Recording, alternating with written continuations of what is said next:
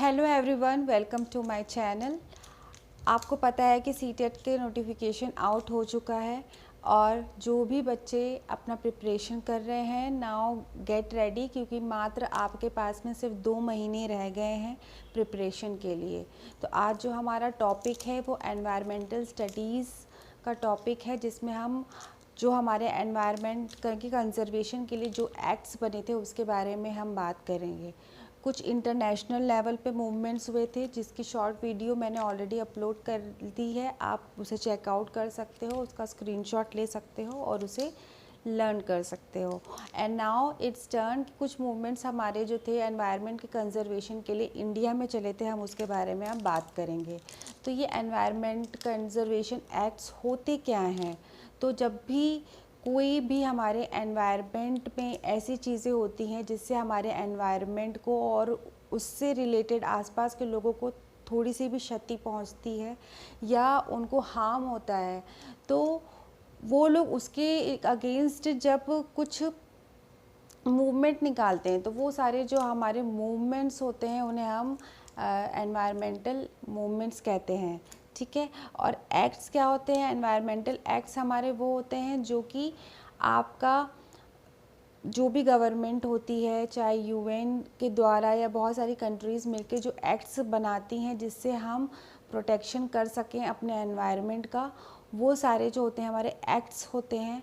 जो different conferences होती हैं उसमें डिफरेंट कंट्रीज़ डिसाइड करती हैं कि एनवायरनमेंट को प्रोटेक्ट करने के लिए हम कैसे कैसे नियम कानून, जैसे हमारे फंडामेंटल राइट्स हैं वैसे ही एनवायरनमेंट को प्रोटेक्ट करने के लिए डिफरेंट एक्ट्स हैं। उससे रिलेटेड भी वीडियो मैंने शॉर्ट वीडियो अपलोड कर दी, आप उसे चेकआउट कर सकते हो। ठीक है।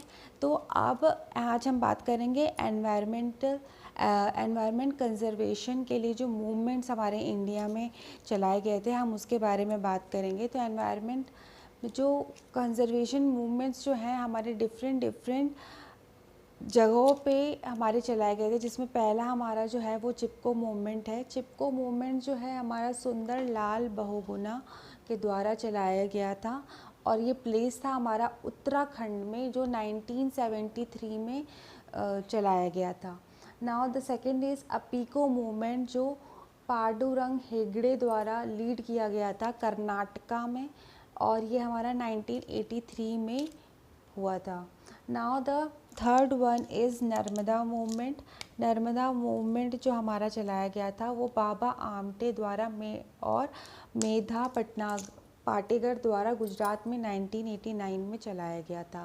Now the most important one is Khejarli village में, जो आपका अमृता बिश्नोई के द्वारा चलाया गया था आपका मूवमेंट, जो कि जिससे से आपका इंस्पायर है हमारा ये चिपको मूवमेंट।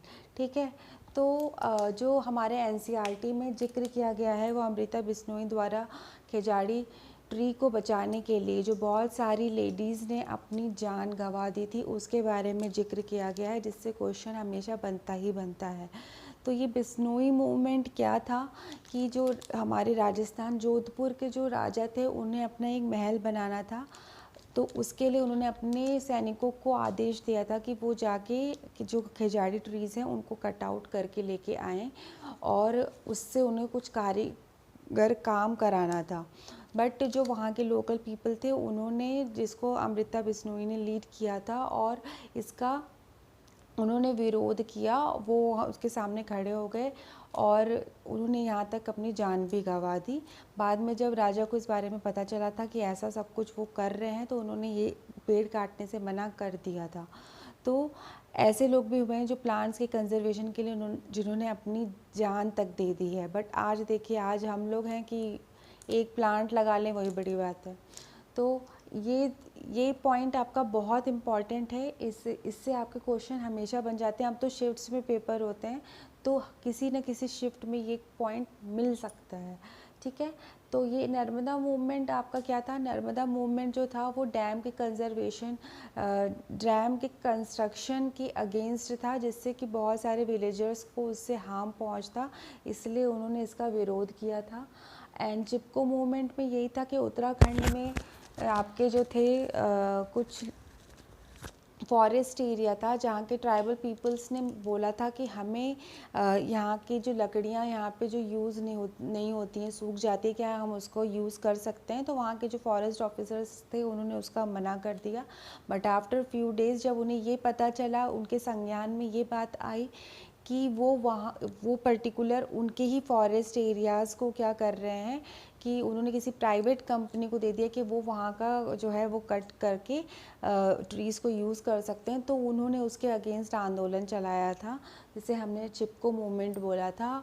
तो ऐसे बहुत सारे conservation movements, environmental conservation movements इसलिए हुए थे क्योंकि कभी कभी, और ये होती किसके द्वारा हैं, कभी लोकल पीपल, कोई इंडिविजुअल पीपल या पॉलिटिकल पार्टीज़ या सोसाइटीज़ इस या एनजीओज़ इस मूवमेंट्स को चलाती हैं।